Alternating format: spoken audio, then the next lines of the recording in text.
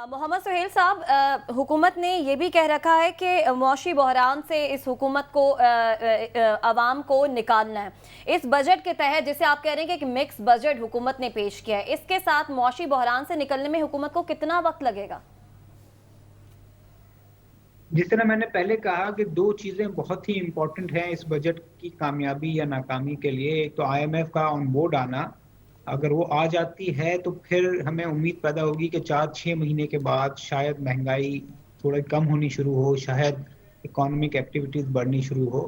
और जिस तरह मैंने पहले कहा था कि इससे ज्यादा बड़ा फैक्टर है, जो अनकंट्रोलेबल फैक्टर है, वो है ग्लोबल कमोडिटी प्राइसेस। तो अगर ये 125 का तेल 90 हो जाता है तो हमें रिलीफ भी मिल जाएगा और ये हुकूमत क्लेम करेगी कि हमने क्राइसिस से निकाल दिया।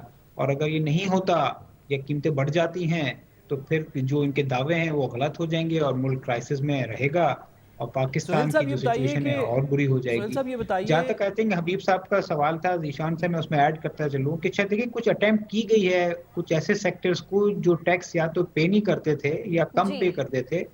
जैसे रियल एस्टेट पे एक डीम्ड रेंटल इनकम पे टैक्स लगा दिया गया है, तो ये बिल्कुल नया एरिया है।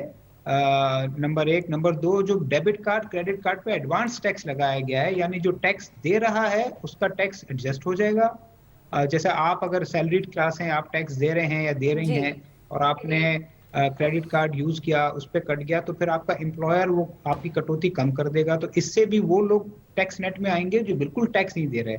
जी। इसी तरह जो है दो तीन और भी इकदाम जो मैंने सुने हैं, उससे ये लग रहा है कि नॉन फाइलर पे जो टैक्स बढ़ाया गया है वो भी यही अटेम्प्ट है कि जो बिल्कुल टैक्स नेट से बाहर हैं, जिन्होंने टैक्स देते ही नहीं है, तो उनको उनको कन्विंस किया जाए कि अभी चूंकि टैक्स बढ़ गया है तो आप फाइलर बन के टैक्स दें।